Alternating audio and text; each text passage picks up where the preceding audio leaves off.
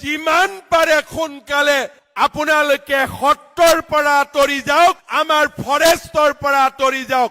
চৰকাৰে কাকো ৰেহাই নিদিয়ে, এই কথা আপোনালোকে মনত ৰাখিব।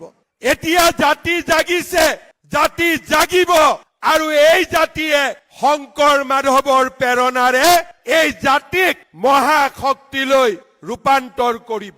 য'ত আমি মহাপুৰুষ শ্ৰীমন্ত শংকৰদেৱ আবিৰ্ভাৱ ক্ষেত্ৰ নিৰ্মাণ কৰিছিলো, অচিনাকি মানুহসকলে এই মাটি দখল কৰি আছিলে। আপোনালোকে ভাৰতীয় জনতা পাৰ্টিক দায়িত্ব দিছিলে যে এই অচিনাকি মানুহসকলক বৰদোৱা থানৰ পৰা উচ্ছেদ কৰিব লাগে, আৰু ইয়াতে মহাপুৰুষ শ্ৰীমন্ত শংকৰদেৱৰ আবিৰ্ভাৱ ক্ষেত্ৰ নিৰ্মাণ হ'ব লাগে।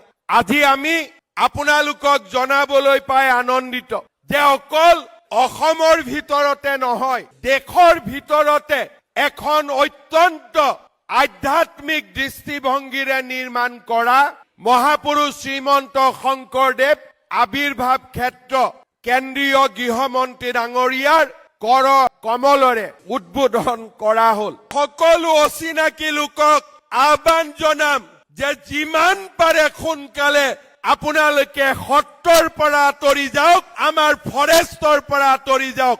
চৰকাৰে কাকো ৰেহাই নিদিয়ে, এই কথা আপোনালোকে মনত ৰাখিব। এতিয়া জাতি জাগিছে, জাতি জাগিব, আৰু এই জাতিয়ে শংকৰ মাধৱৰ প্ৰেৰণাৰে এই জাতিক মহাশক্তিলৈ ৰূপান্তৰ কৰিব। মই অসমবাসী ৰাইজক অনুৰোধ জনাম, অচিনাকি লোকক মাটি বিক্ৰী নকৰিব, অচিনাকি লোকক চাকৰি নিদিব, আৰু অচিনাকি লোকসকলক জাতিৰ বৰঘৰত সোমাবলৈ অনুমতি নিদিব।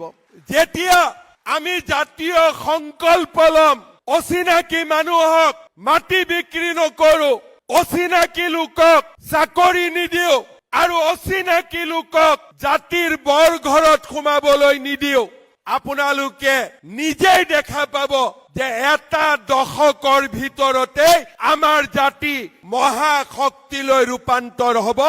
আমাক কোনেও ধৰি ৰাখিব নোৱাৰে।